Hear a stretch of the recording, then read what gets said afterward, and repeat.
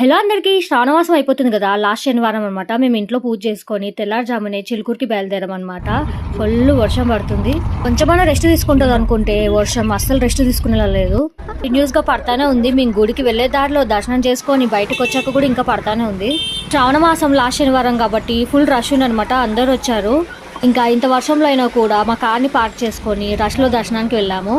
చూడ్డానికేమో ఇన్ని స్టాల్స్ ఉన్నాయి, అందంగా కనిపించే వస్తువులు, కానీ ఒకటి కొనడానికి వీల్లేదు. ఎందుకంటే ఫుల్ వర్షం పడుతుంది, ఎక్కడ ఆగి కొనలేని పరిస్థితి.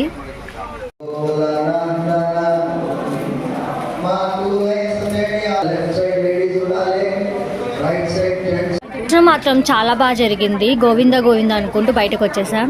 ఇన్ని స్టాల్స్ రౌండప్ చేసి కన్ఫ్యూజ్ చేసినా కూడా నేను ఏది కొనకుండా స్వీట్స్ కొనుక్కొని బయలుదేరిపోయాను ఇంటికి. మా చిన్నోడు కావాల్సినంత అల్లరి చేసేసి ఫైనల్గా పడుకుండిపోయాడు. ఇంటికి రిటర్న్ అయిపోయాం.